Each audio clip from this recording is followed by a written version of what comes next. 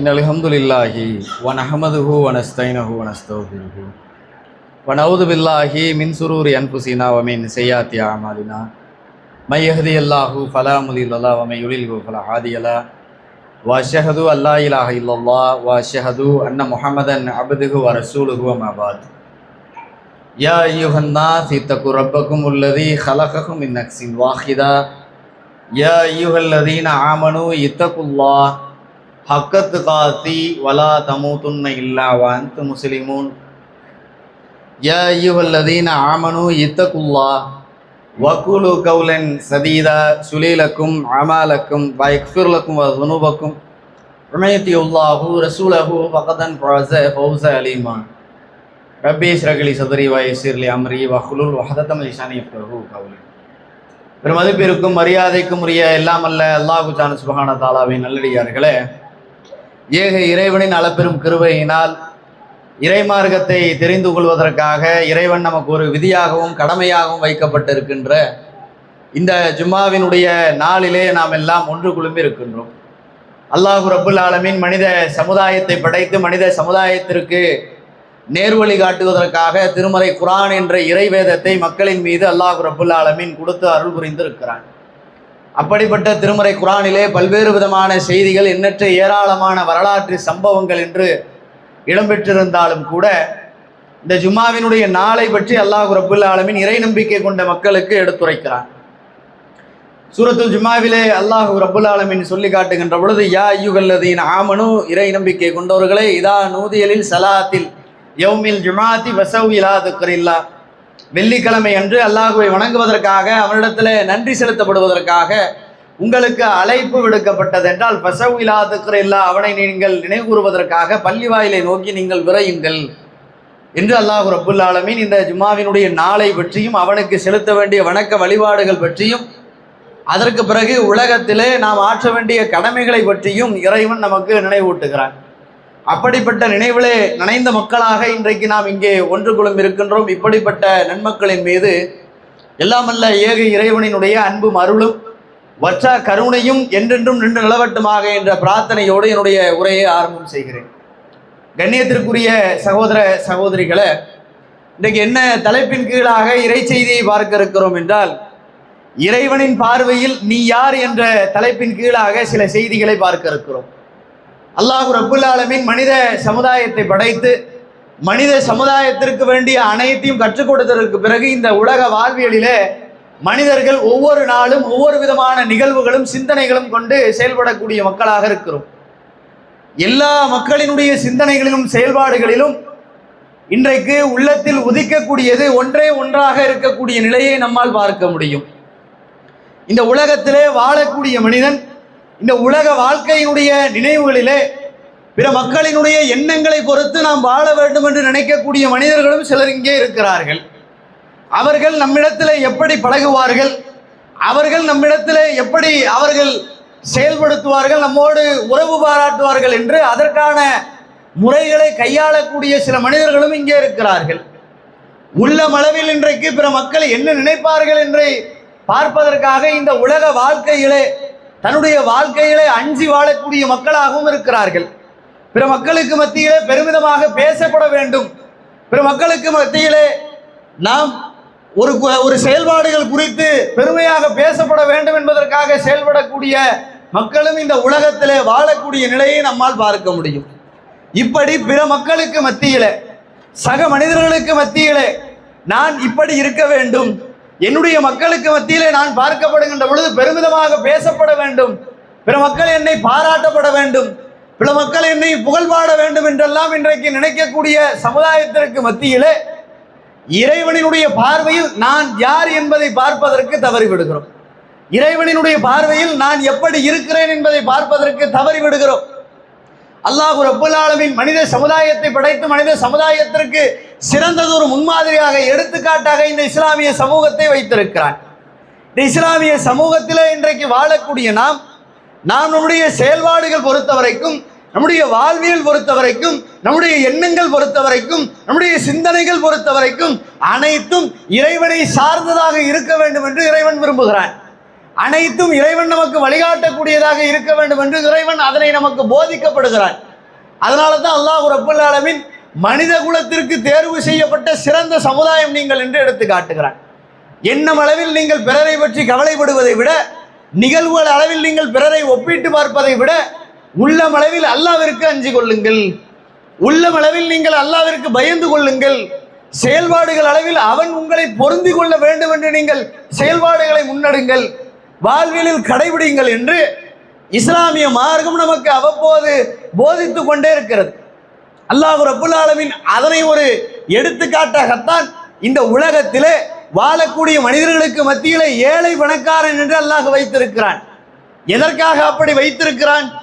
இன்றைக்கு சாதாரணமாக நாம் சிந்திக்கும் போது நம்முடைய உள்ளத்தில் வரும், அல்லாஹ் எல்லாரையும் சமமானவர்களாக படைத்தால் என்ன, எல்லாரையும் சமமானவர்களாக வைத்து விட்டால் என்ன, ஏழை பணக்காரன் என்ற ஒரு எண்ணம் எதற்காக இருக்க வேண்டும், இவன் உயர்ந்தவன் இவன் இதிலே சிறந்தவன் என்று எதற்காக இருக்க வேண்டும் என்று இன்றைக்கு நமக்கு மத்தியிலே பல்வேறு விதமான கேள்விகள் எழக்கூடிய நிலை இருக்கிறது. ஆனால் பொதுவாக சிந்தித்து பார்க்க வேண்டும், அல்லாஹ் ரப்பல் ஆலமீன் எல்லா மனிதர்களுக்கும் எல்லா விதமான ஆற்றல்களையும் கொடுக்கவில்லை. ஒவ்வொருவர்களையும் ஒவ்வொரு விதமான செயல்பாடுகளுக்கு சிறப்புடையவர்களாக வைத்திருக்கிறார். ஏழை பணக்காரன் என்று வைத்துக் கொள்வதற்கான விடயங்களிலே அல்லாஹ் ரப்பல் ஆலமீன் சொல்லி காட்டுகிறான். அல்லாஹ்வினுடைய அருளை அவர்களா பங்கீடு செய்கிறார்கள். அல்லாஹ் எப்படி சொல்லி காட்டுறான் பாருங்க, திருமறை குர்ஆன்ல அல்லாஹ் சொல்லி காட்டுறான், அல்லாஹ்வினுடைய அருளை அவர்களா பங்கீடு செய்கிறார்கள். அல்லாஹ்வே அவர்களுக்கு வாழ்வாதாரத்தை வழங்குகிறான், அவர்களுக்கிடையே நாமே பங்கீடு செய்கிறோம். அவர்களில் ஒரு சிலர் வேறு சிலரை பணியாளர்களாக ஆக்கி கொள்ள வேண்டும் என்பதற்காகத்தான் ஒரு சிலரை விட மற்ற சிலரை தகுதி உடையவர்களாக நாம் உயர்த்துகிறோம். அல்லாஹ் சொல்லி காட்டுகிறான், சொல்லிட்டு சொல்லுகிறான், உமதனுடைய இறைவனினுடைய அருளே அதில் சிறந்ததாக இருக்கிறது. இதுக்கு என்ன விளக்கம் விளங்குதா? நான் தான் எல்லா மனிதர்களுக்கு மத்தியில சிறப்புடையவர்களாக ஒவ்வொருவரையும் ஒவ்வொரு விதமான சிறப்புடையவர்களாக வைத்திருக்கிறேன். ஒரு சிலரை வேறு சிலருக்கு பணியாளர்களாக அமர்த்தப்படுவதற்காக வைத்திருக்கிறேன் என்று சொன்னால் இந்த உலகத்தை சீராக்குவதற்கு இதுதான் நியதி என்று இறைவன் சொல்லி காட்டுகிறான். இன்றைக்கு இந்த உலகத்தில் வாழக்கூடிய நாம் ஒன்றை சிந்தித்து பாருங்கள். நம்ம எல்லாருக்கிட்டையும் 10 லட்சம் ரூபா பணம் இருக்குது, அல்லது சமமான நிலைகளை இருந்துடுறோம். கல்வியில சமமான நிலை, பொருளாதாரத்தில் சமமான நிலை, அதே போன்று இன்னபிற வாழ்வாதார ரீதியில சமமான நிலை, இப்படியாக எல்லா மக்களையும் சமமான நிலையில் வைத்து கொண்டிருந்தால் இந்த உலகம் ஒருபோதும் இயக்கத்திற்குரியதாக இருக்காது. ஏன், வேலை செய்யறதுக்கு யாரும் இருக்க மாட்டாங்க. ஒருவரை விட இன்னொருவரை சிறப்பிற்குரியவர்களாக ஆக்கப்படுவதற்கு யாரும் இருக்க மாட்டார்கள். என்கிட்ட 10 லட்சம் ரூபா இருக்குதுன்னு சொன்னா எனக்கும் சில வேலைகள் செய்வதற்கு எனக்கு ஒரு சில விஷயங்கள் தெரியாது, அதை தெரிந்திருக்கக்கூடிய மக்களுக்கு மத்தியில பகிரப்படுவதற்கு அவர்களுக்கு ஒரு வாய்ப்பளிப்பதற்கு இந்த உலக வாழ்க்கையில் எந்த விதமான தேவையும் இருக்காது. ஏன்னா என்கிட்டையும் காசு இருக்கு, அவர்கிட்டையும் காசு இருக்கு, என்கிட்டையும் கல்வி இருக்கு, அவர்கிட்டையும் கல்வி இருக்கு, என்கிட்டையும் வாழ்வாதாரத்துக்கு உண்டான அனைத்தும் இருக்குது, அவர்கிட்டையும் இருக்குது. பிறகு எப்படி ஒருவருக்கு ஒருவர் உதவி செய்து கொள்ள முடியும், ஒருவருக்கு ஒருவர் உத்வேகப்படுத்த முடியும், ஒருவருக்கு ஒருவர் முன்னேற்ற பாதைக்கு கொண்டு செல்ல முடியும்? இப்ப இதை அல்லாஹ் ரப்பல் ஆலமீன் அனைத்தும் அறிந்த ஞானமிக்கவன் தான் இந்த உலகத்தை சீராக்குவதற்காக சீர்படுத்துவதற்காக சிலரை விட சிலரை அல்லாஹ் சிறப்பித்து வைத்திருக்கிறான். எல்லோருக்கும் ஒரு விதமான தனித்திறமைகளை இறைவன் கொடுத்திருப்பான். கல்வியிலே ஒரு மனிதர் சிறந்த மனிதராக இருப்பார், அவரிடத்திலே பொருளாதாரம் இருக்காது. பொருளாதாரத்திலே ஒரு மனிதர் சிறந்த மனிதராக இருப்பார், அவரிடத்திலே கல்வி இருக்காது. லட்சக்கணக்கில் நாம சம்பாதிச்சாலும் நம்மிடத்திலே ஆடிட்டிங் செய்வதற்கு கணக்காளர் வேலைக்கென்று ஒருவரை வைத்தால்தான் அந்த வேலை சீராக இயங்கும். கல்வியிலே இன்றைக்கு ஒருவர் சிறந்தவராக இருந்தாலும் அதனை செலவு செய்வதற்கு ஒரு பொருளாதார வசதி படைத்தவர் இருந்தால்தான் அந்த இயக்கம் சீராக இயங்கும். அல்லாஹ் ரப்பல் ஆலமீன் மனிதர்களுக்கு மத்தியிலே இப்படி ஒரு நிலையை வைத்திருக்கிறான். ஆனால் இன்றைக்கு இந்த உலக வாழ்க்கையில வாழக்கூடிய நாம் இதை எப்படி எடை போட்டுக் கொள்கிறோம்? அவர்களை சிறந்தவர்களாகவும் இவர்களை குறைவுடையவராகவும் பார்க்கிறோம். கல்வியிலும் அந்தஸ்திலும் பொருளாதாரத்திலும் ஒருவர் சிறந்தவராக இருக்கிறார் என்று சொன்னால் அவர்களுக்கு மத்தியிலே பார்க்கக்கூடிய பார்வைகளை எடுத்து பாருங்கள். பொருளாதாரத்தில் நல்ல மனிதராக சிறந்த மனிதராக இருப்பார், வாரி வழங்கக்கூடியவராக இருப்பார், அவர்களுக்கு மத்தியிலே பார்க்கக்கூடிய நேரம், அவர் பள்ளிக்கு வரக்கூடிய நேரத்தில் அவருக்கு வழங்கப்படக்கூடிய மரியாதை எல்லாவற்றையும் எடுத்து பாருங்கள். அப்படி கொடுப்பாங்க, நல்ல நலம் விசாரிப்பாங்க. ஒரு ஏழை ஒருவர் வருகிறார், தன்னிடத்தில் கொடுப்பதற்கு இயலாதவர் ஒருவர் வருகிறார் என்று சொன்னால் அவருக்கு மத்தியிலே காட்டக்கூடிய அந்த வேறுபாட்டை நீங்கள் பாருங்கள். கண்டுக்கிறவே மாட்டாங்க, சலாமே சொல்ல மாட்டாங்க, பேச மாட்டாங்க. இது போன்ற நிலை இருக்கும். அப்ப இது இன்றைக்கு மனிதர்களுக்கு மத்தியில் இருக்கக்கூடிய இந்த வேறுபாடுகளை நாம் அறிந்து கொண்டிருக்கின்றோமே. நாம் நம்முடைய எண்ணத்தில், சுய ஓட்டத்தில் இன்றைக்கு நாம் சிந்திக்க வேண்டும். இறைவனினுடைய பார்வையிலே நான் யாராக இருக்கிறேன், எப்படி இருக்கிறேன்? உலக வாழ்க்கையிலே இன்றைக்கு பிற மனிதர்களுக்காக வாழக்கூடிய மனிதர்களாக இன்றைக்கு நாம் இருக்கிறோம். எப்படி இருக்கிறோம்? தன்னுடைய தேவை என்ன என்பதை மறந்து இன்றைக்கு வாழுகிறோம். தன்னுடைய நிலை என்ன என்பதை மறந்து இன்றைக்கு வாழக்கூடிய மனிதர்களாக இருக்கிறோம். தனக்கு முன்னேற்ற பாதைக்கு எடுத்து செல்லக்கூடிய அடுத்த வழி என்ன என்பதை மறந்து வாழக்கூடிய மனிதர்களாக இருக்கிறோம். அதை விட்டுட்டு இன்றைக்கு மனிதர்கள் எப்படி இருக்கிறோம் தெரியுமா? அவன் பிரச்சனை எப்படி இருக்குது, இவர்களுடைய நிலை எப்படி இருக்கிறது, இவங்க எப்படி வாழ்றாங்க, அவங்க எப்படி அதை பார்க்குறாங்க, அவங்களுடைய பிரச்சனைகளில் நாம் எப்படி இதில் தலையிட்டு இதை சரி செய்யலாம் என்று அதற்கு உள்ளே நுழைந்து கொண்டு உளவுத்துறையை விட மிஞ்சக்கூடிய அளவிற்கு இன்றைக்கு நம்முடைய சமுதாயத்தில் இருக்கக்கூடிய மக்கள் இருக்கிறார்கள். உள்ள பூந்து பார்க்குறாங்க, ஆளை ரொம்ப துருவி துருவி ஆராய்ச்சி. அல்லாஹ் ரப்புல் ஆலமீன் சொல்லுகிறான், நீங்கள் ஒருவருடைய குறையை, ஒவ்வொருவருடைய விஷயத்தை நீங்கள் என்ன செய்யாதீர்கள், துருவி துருவி ஆராயாதீர்கள்ப்பா. ஆனால் இன்றைக்கு நிம்மதி இழக்கக்கூடிய அந்த நிலையை இன்றைக்கு நம்முடைய சமூகத்தில் இருக்கக்கூடிய மக்கள் செய்கிறார்கள். துருவி துருவி ஆராய்கிறது, மேற்கொண்டு பார்க்கிறது, அவங்களுடைய பிரச்சனைகளில் மூக்க நுழைக்கிறது, அவங்களுடைய பிரச்சனைகளில் என்னன்னு போய் பார்க்கிறது, தன்னுடைய நிலையை மறந்து விடுவது, தன்னுடைய பிரச்சனையை மறந்து விடுவது, தனக்கு தேவையான அடுத்த முன்னேற்ற பாதைக்கு உண்டான வழி என்ன என்பதை மறந்து விடுவது. அப்ப இதை அல்லாஹ் ரப்புல் ஆலமீன் வெறுக்கக்கூடிய ஒரு நிலையை பார்க்கிறான். அதே போன்று அல்லாஹ் ரப்புல் ஆலமீன் எப்படி மனிதர்களை பார்க்கிறான்? மனிதர்களுக்கு மத்தியில இன்றைக்கு மனிதர்களுக்கு மத்தியில பயந்து வாழக்கூடிய சூழ்நிலை இருக்கிறது. அவன் என்ன பார்ப்பான், அவன் என்ன நினைப்பான், அவன் என்ன நம்மிடத்தில் பேசுவான் என்று பேசக்கூடிய எந்த அளவிற்கு அல்லாவிற்கு மீறி அச்சம். அது அல்லாஹ்வே திருமறை குர்ஆன்ல எடுத்து காட்டுறோம். அல்லாவிற்கு மீறிய அச்சம் என்று சொன்னால் எப்படி இந்த உலகத்தில் வாழக்கூடிய நேரத்தில் நாம் அந்த பிரச்சனையை முடிச்சுக்கலாம், நம்மளை ஒரு மாதிரி பார்ப்பாங்க, அந்த பிரச்சனையை நாம் மூக்க நுழைக்கலன்னு சொன்னால் நம்மளை எதனா செய்வாங்க, நம்மளை எதனா குத்தி காட்டி பேசுவாங்க, நமக்கு மத்தியில் எதனா ஒரு விஷயத்தில் வேறுபாடு காட்டுவாங்க, நாம் அவர்களோட ஒத்து போய் அதை சரி செஞ்சாதான் சரியாக இருக்கும் என்று நினைக்கக்கூடிய சூழ்நிலை இருக்கிறது. பிற மக்களுக்கு மத்தியில் பழகக்கூடிய நேரத்தில் அவர்கள் அந்த வேறுபாடுகளை காட்டாமல் இணக்கமாக வாழ்வதை விட்டு எப்படி இருக்கிறாங்க, பயந்தவர்களாக இருக்கிறாங்க. சத்தியத்தை சத்தியம் என்று சொல்வதற்கு கூட இன்றைக்கு நம்மிடத்தில் தடை இருக்கிறது. ஏன்? இணக்கத்தை எதிர்பார்த்து உறவுகளை அனுசரித்து வாழக்கூடிய நேரத்தில் ஏகத்துவத்தை எடுத்து சொல்வதற்கு மறந்து விடுகிறோம். ஏன்? எதனால? நம்ம கூட அவங்க சரியா பேச மாட்டாங்க, வரமாட்டாங்கங்க, பேச மாட்டாங்க. இப்படி இருக்கக்கூடிய நிலையில நாம போய் என்னத்தை சொல்றது? உறவுகளை குறித்து வாழ்ந்துட்டாங்கன்னா, நம்ம கூட பேசாம போயிட்டாங்கன்னா என்று இதை பிற மனிதர்களுடைய திருப்திக்காக, பிற மனிதர்களுடைய ஏச்சு பேச்சுகளுக்காக, பிற மனிதர்களுடைய பயத்திற்காக இன்றைக்கு வாழக்கூடிய சூழ்நிலை இருக்கிறது. அதை இறைவன் அல்லாஹ் ரப்புல் ஆலமீன் ரொம்ப அழகா தெளிவா எடுத்துரைக்கிறான். எப்படி எடுத்துரைக்கிறான் தெரியுமா?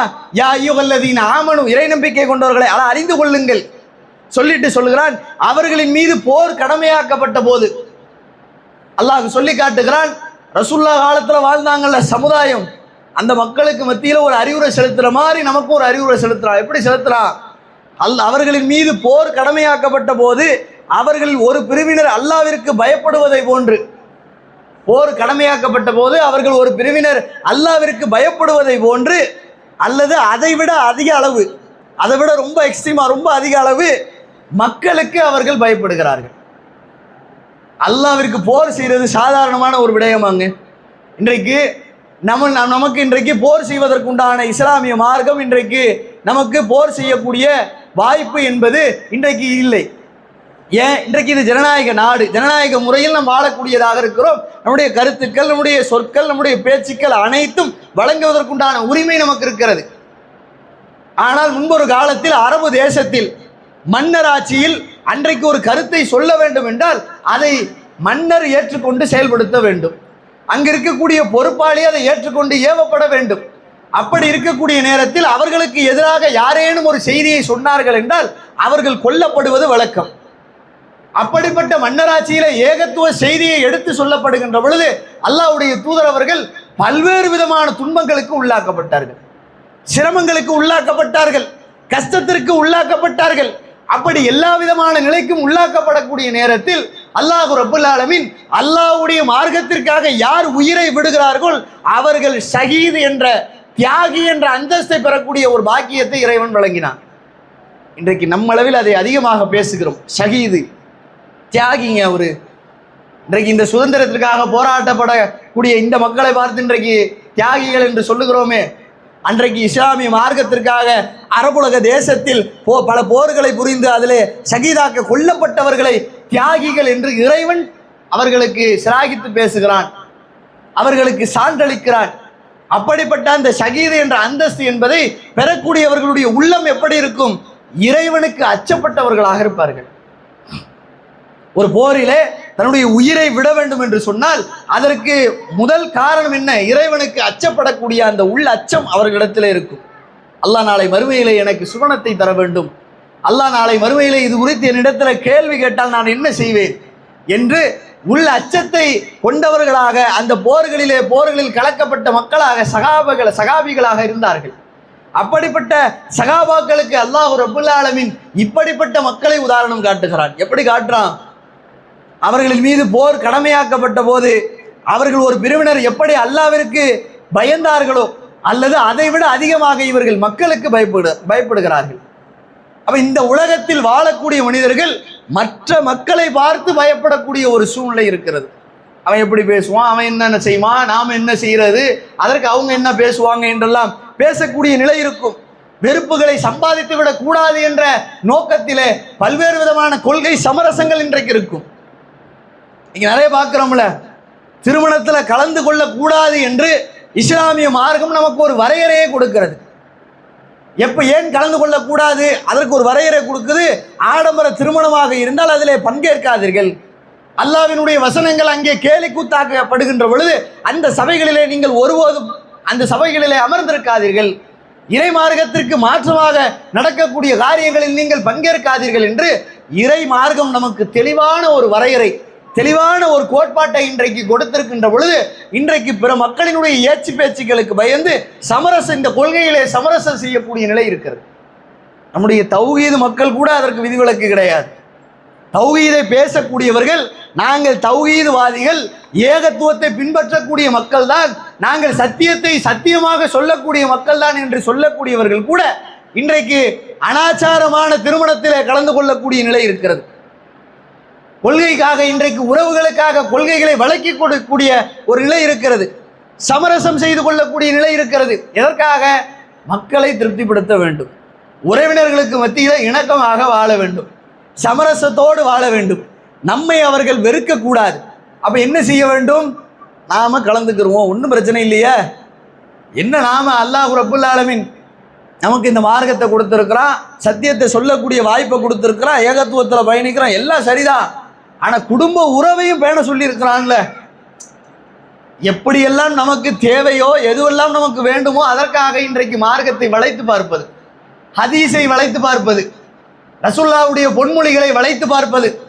அப்போ குடும்பத்திற்கு மத்தியிலே இணக்கத்தை அல்லாஹ்வுடைய தூதர் ஏற்படுத்த சொல்லுகிறார்களே. 3 நாளைக்கு மேல ஒருத்தருக்கு நீங்க பேசாம இருக்காதீங்கப்பா, அதனால நீங்க என்ன செய்ய, நிரந்தரமாக அல்லாஹ் அந்த உறவை முறித்து விடுவான்.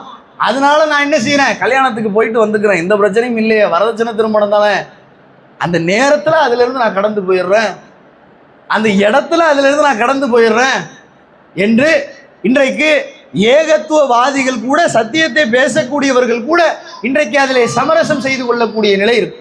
இது யாரை திருப்திப்படுத்துவது? இறைவனுடைய பார்வையில் நம்ம எப்படி இது நிற்க வைக்கப்படும்? சிந்தித்து பாருங்கள். அல்லாஹ் ரப்புல் ஆலமீன் திருமறை குர்ஆனிலே ரொம்ப அழகாக எடுத்துரைக்கிறான். அல்லாஹ் சொல்லி காட்டுகிறான், யா அய்யுஹன் நாஸ், மனிதர்களே, மக்களுக்கு நீங்கள் பயப்படாதீர்கள், எனக்கே நீங்கள் அஞ்சுங்கள். மக்களுக்கு மத்தியில் என்ன செய்யாதீங்க, நீங்க பயப்படாதீங்கப்பா. கொள்கையில நீங்க ஸ்ட்ராங்கா நின்னீங்கன்னு சொன்னா இறைவனின் பார்வையில் நீங்கள் யார் என்று அறியப்படுவதற்காக சத்தியத்தை நெஞ்சிலேந்தியவர்களாக சமரசமில்லாத கொள்கை வாழ்விலே நீங்கள் ஈடுபட்டீர்களானால் மக்களுக்கு நீங்கள் அஞ்சாதீர்கள், எனக்கே நீங்கள் அஞ்சுங்கள். அல்லாஹ் சொல்லி காட்டுகிறான், அல்லாஹ் அருளியதை கொண்டு யார் தீர்ப்பளிக்கவில்லையோ அவர்களே இறை மறுப்பாளர்கள். அல்லாஹ் அருளிய வேதம் இருக்குல்ல, அதை கொண்டு தீர்ப்பளிக்காமல் இருக்கிறான் பாருங்க, அவன் இறை மறுப்பாளர், அல்லாவே இல்லைன்னு சொல்லக்கூடியவன். அப்ப எந்த அளவிற்கு அல்லாஹ் ரப்புல் ஆலமீன் இன்றைக்கு அந்த வசனத்தை கொண்டு நம்மை பண்படுத்துகிறான் என்று பாருங்கள், எச்சரிக்கை ஊட்டுகிறான் என்று பாருங்கள். அப்ப இது போன்ற நிலையிலிருந்து நாம் என்ன செய்ய வேண்டும்? தவிர்த்து கொள்ள வேண்டும்.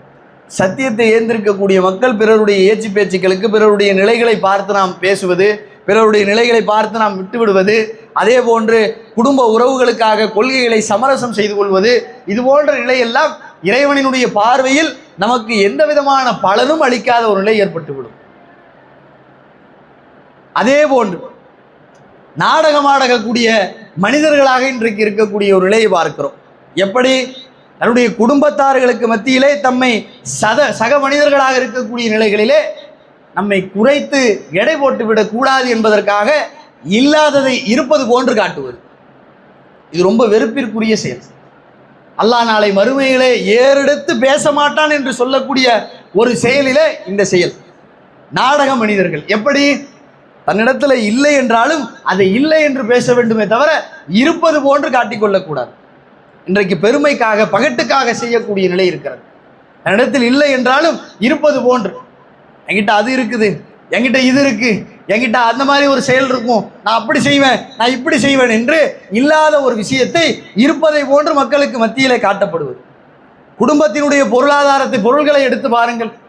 வீட்டுக்குள்ள பார்க்குற இடத்துல என்கிட்ட இல்லாத பொருளே இல்லைவாய், ஆனால் இருக்காது, இருக்கிற மாதிரி. ஏன் சக மனிதர்கள் நம்ம என்ன நினச்சிருவாங்க, குறைச்சில எடை போட்டுருவாங்க. என்கிட்ட நல்ல ஆடை இல்லைன்னா கூட அல்லாஹ் தருவான் என்ற நம்பிக்கையோடு அது கிடப்பதில்லை, என்கிட்ட இன்னும் சூப்பராக ஆடைகள் இருக்குது பேசுவது. இல்லாத ஒரு விஷயத்தை இருப்பது போன்று காட்டுவது. அல்லாஹ்வுடைய தூதரிடத்தில் இதற்கு அற்புதமான ஒரு சம்பவம் நடைபெற்றது. ஆயிஷா ரலியல்லாஹு அன்ஹா அவர்கள் அறிவிப்பு செய்கிறார்கள், அல்லாஹ்வுடைய தூதரிடத்திலே ஒரு பெண்மணி வருகிறார்கள். ஒரு பெண்மணி வரக்கூடிய நேரத்தில் அந்த பெண்மணி கேட்கிறார்கள், யா ரசூலுல்லாஹ், அல்லாஹ்வுடைய தூதரே, என்னுடைய கணவர் எனக்கு வழங்காத ஒன்றை வழங்கியதாக நான் காட்டிக்கொள்ளலாமா? ஏன்னா இன்றைக்கு இருக்கக்கூடிய பெண்களுக்கு மத்தியில் இருக்கக்கூடிய பெரிய பஞ்சாயத்து அதுதான், பிரச்சனையே அதான். இந்த சக பெண்மணிகளுக்கு மத்தியில் பேசிக்கிட்டு இருக்கிற நேரத்தில் நாம் நம்மளுடைய பிரிஸ்டேஜை விட்டுவிடக்கூடாது, எக்ஸ்ட்ரீமாக காட்டிடணும்னு சொல்லி இல்லாத விஷயத்தை கூட, தராத விஷயத்தை கூட தந்ததாக காட்டிக்கொள்வது, இருப்பதாக காட்டிக்கொள்வது. ஏன்னா இது பேச்சு வழக்கில் வரும். பேசக்கூடிய நேரத்தில் பெண்களுக்கு மத்தியில் உங்களுக்கு இந்த நகை ஒரு விஷயமா எடுத்துக்கிட்டோம் வைங்களேன், நகையை பேசக்கூடிய நேரத்தில் இது போன்ற ரொம்ப அழகாக இருக்குக்கா, எப்படி வாங்கினீங்க, ஏது வாங்கினீங்க என்று சொல்லப்படக்கூடிய நேரத்தில் இந்த கடையில் வாங்கினேன், எனக்கு இதை எப்படி தெரியுமா அவர் வாங்கி கொடுப்பாரு, எனக்கு அப்படி வாங்கி கொடுப்பாரு என்று அது போன்று பெருமையாக பேசுவது. இப்போ உங்கள் நிலை என்னக்கா, எனக்கு அவர் வாங்கி தருவார், நான் தான் வேணான்னு சொல்லி வச்சிருக்கிறேன், இப்படியாக பேசிக்கொள்வது. அதே போன்று அவர் எனக்கு வாங்கி கொடுத்தது நிறைய இருக்குது, ஆனால் போட்டுட்டு வரதுக்கு எனக்கு விருப்பம் கிடையாது, இப்படியும் சில பேர். அவ இல்லாத ஒரு விஷயத்தை கூட அந்த பிரிஸ்டேஜுக்காக நாம் என்ன செய்வது, இருப்பதை போன்று காட்டிக்கொள்வது. இது நாளை மறுமையிலே அல்லாஹ் நம்மை ஏறெடுத்து பார்க்காத ஒரு நிலைக்கு தள்ளிவிடும். அதுதான் ஆயிஷா ரலியல்லாஹு அன்ஹா அவர்கள் அறிவிப்பு செய்கிறார்கள். அல்லாஹ்வுடைய தூதரிடத்தில் ஒரு பெண்மணி வராங்க, கேட்குறாங்க, யா ரசூலுல்லாஹ், அல்லாஹ்வுடைய தூதரே, எனக்கு வழங்காத ஒன்றை வழங்கியதாக என்னுடைய கணவர் எனக்கு வழங்காத ஒன்றை நான் வழங்கியதாக காட்டிக்கொள்ளலாமா? கேட்கக்கூடிய நேரத்தில் அல்லாஹ்வுடைய தூதர் சொல்றாங்க, கிடைக்க பெறாத ஒன்றை நீங்கள் கிடைக்க பெற்றதாக கூறினால் போலியான 2 ஆடைகளை அணிவித்தவர் போல நீங்க இருப்பீங்க. போலியான ஆடை என்ன தெரியுமா, சட்டையே இருக்காது, ஆனால் என்கிட்ட சட்டை இருக்குதுன்னு அர்த்தம். போலியான வாழ்க்கையை நீங்கள் வாழ்ந்து கொண்டு இருக்கிறீர்கள் என்ற அர்த்தம் என்று அல்லாஹ்வுடைய தூதர் அவர்கள் சொல்லி காட்டுகிறார்கள். அதோடு மட்டுமல்லாமல் அல் முஸ்லிமிலே பதிவு செய்யக்கூடிய அறிவிப்பு, அபூ ஹுரைரா ரலியல்லாஹு அவர்கள் அறிவிப்பு செய்கிறார்கள், நாளை மறுமையிலே அல்லாஹ் ரப்புல் ஆலமீன் சில மனிதர்களுக்கு மத்தியிலே ஏறெடுத்து பார்க்க மாட்டான், அவர்களுக்கு மத்தியிலே பேசவும் மாட்டான், அவர்களை தூய்மைப்படுத்தவும் மாட்டான். நிறைய லிஸ்ட் இருக்குது.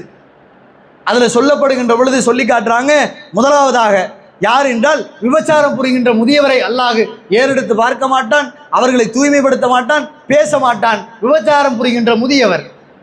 இரண்டாவது என்னவென்று கேட்டால் பொய் சொல்கின்ற அரசன். ஒரு பொய் சொல்ற அரசன், நீதியை நிலைநாட்டக்கூடிய அரசனே பொய் சொல்லிட்டா நாடு என்ன ஆகிறது, நாட்டு மக்கள் என்ன ஆகிறது? அப்போ அது போன்ற நிலைகளில் அப்போ அல்லாஹ் அப்படிப்பட்ட மனிதர்களை பொய் சொல்கின்ற அரசனை என்ன செய்ய மாட்டான், பேச மாட்டான், அவனை தூய்மைப்படுத்த மாட்டான்.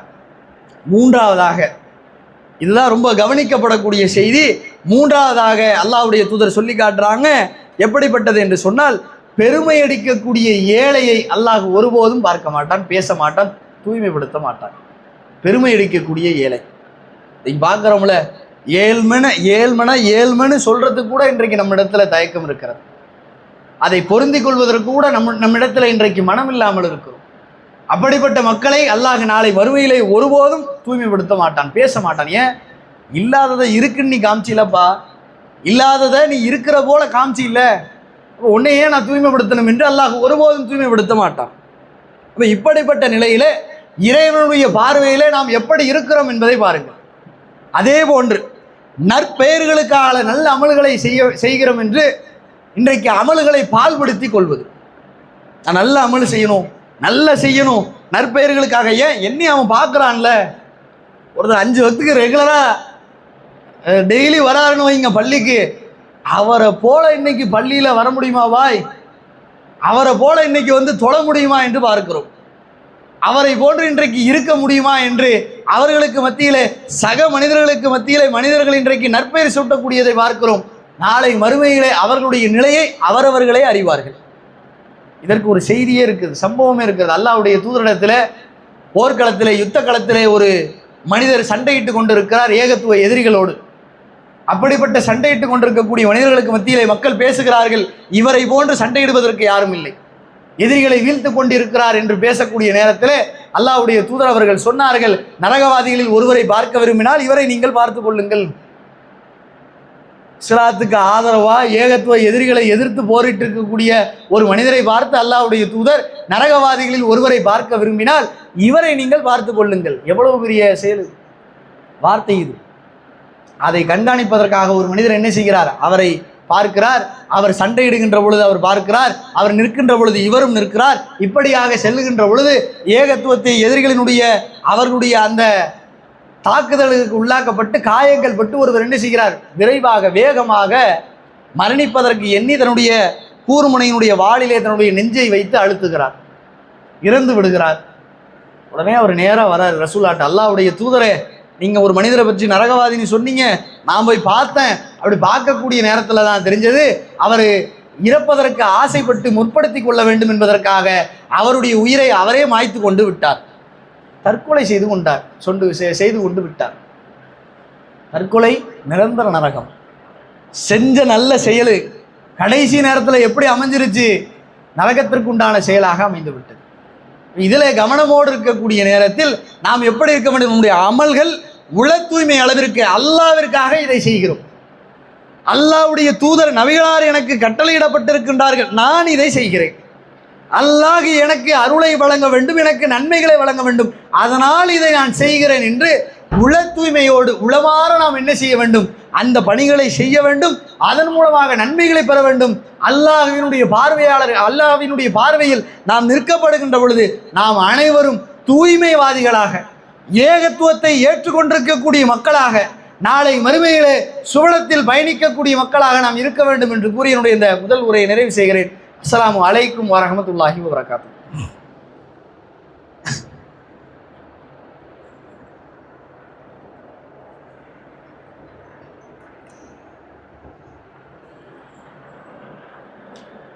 இன்னல் அல்ஹம்துலில்லாஹ். கண்ணியத்திற்குரிய எல்லாம் அல்ல அல்லாஹு சுப்ஹானஹு வ தஆலாவின் நல்லடியார்களே, இறைவனின் பார்வையில் நீ யார் என்ற தலைப்பின் கீழாக நம்மை நாமே சுய பரிசோதனை செய்து கொள்வதற்காக இறைவன் வழங்கிய இந்த நேரத்தில் நாம் சில செய்திகளை, இஸ்லாமிய மார்க்க அடிப்படைகளை, இறைவனினுடைய வேத செய்திகளை, இறைவனினுடைய வார்த்தைகளை கொண்டும், நபிகளாருடைய பொன்மொழிகளை கொண்டும், நபிகளாருடைய சம்பவங்களை கொண்டும் நாம் அறிந்து கொண்டோம். எதற்காக என்று சொன்னால், நம்முடைய உள்ளமளவில் நாம் இன்றைக்கு இறை மார்க்கத்தை பற்றி பிடிக்கக்கூடிய காலமெல்லாம் நாம் அதிலே சரியான முறையிலே செல்லக்கூடிய ஒரு வளமை இருக்கும். எப்பொழுதெல்லாம் இறைமார்க்கத்தை விட்டு விடுகின்றோமோ, கொள்கைகளுக்காக இன்றைக்கு பார்க்கப்படக்கூடிய மக்களுக்கு மத்தியிலே மக்களுக்காக கொள்கைகள் பார்க்கப்படக்கூடிய சூழ்நிலை ஏற்பட்டு விட்டது. சமரசம் செய்து கொள்ள வேண்டிய சூழ்நிலை ஏற்பட்டு விட்டது. சத்தியத்தை சொல்லக்கூடிய மக்களுக்கு மத்தியிலே சுணக்கம் ஏற்பட்டு விட்டது. அமல்கள் செய்யக்கூடிய விஷயத்தில் அல்லாவிற்காக, என்னுடைய நன்மைகளுக்காக, மறுமைக்காக என்று செய்யக்கூடிய நிலைகள் மாறி இன்றைக்கு பார்க்கப்பட வேண்டும், செய்யப்பட வேண்டும், அவர்கள் போற்றப்பட வேண்டும், அவர்கள் பேசப்பட வேண்டும் என்பதற்காக, முகஸ்துதிக்காக செய்யப்படக்கூடிய நிகழ்வுகளாக இன்றைக்கு நாம் பார்க்கக்கூடிய ஒரு சூழ்நிலை ஏற்பட்டு விட்டது. இதுவெல்லாம் தவிர்த்து கொள்ள வேண்டிய ஒரு நிலை நமக்கு இருக்க வேண்டும். நம்முடைய உள்ளத்தை அல்லாஹ் அறியக்கூடியவனாக இருக்கிறான். நம்முடைய செயல்பாடுகளை அல்லாஹ் பார்க்கக்கூடியவனாக இருக்கிறான். உள்ளத்திற்கு ஏற்ப செயல்கள் நமக்கு அமைந்து விட்டது என்று சொன்னால் அல்லாஹ் ரப்புல் ஆலமீன் நமக்கு சுவனத்தை பரிசாக வழங்குவதாக இருக்கிறான். அப்படிப்பட்ட சுவனத்தை பரிசாக நாம் வாங்க வேண்டும் என்றால் இந்த உலகத்தில் வாழுகின்ற பொழுது இறைமார்க்கத்திலே இறைவனுக்கு கட்டுப்பட்ட மக்களாக உள தூய்மையோடு எந்த விதமான கொள்கையில் சமரசம் இல்லாமல் இறைவனுடைய பாதையில் இறைவனுடைய பார்வையில் நான் ஒரு சுவனவாதியாக, சொர்க்கவாதியாக நிற்க வேண்டும் என்ற எண்ணத்தோடு இந்த உளவியலிலே நாம் இறைமார்க்கத்தை நெஞ்சிலேந்தியவர்களாக நம்முடைய பயணத்தை தொடர்வோம். அதற்கேற்ப கூலியை எல்லாம் அல்ல இறைவன் நமக்கு தந்தருளிய போதுமானவனாக இருக்கிறான் என்று கூறி என்னுடைய இந்த 2ஆம் முறையும் நிறைவு செய்கிறேன். வாகிருதமான அல்ஹம்துலில்லாஹி ரப்பில் ஆலமீன். அஸ்ஸலாமு அலைக்கும் வரஹ்மத்துல்லாஹி வபரகாத்துஹு.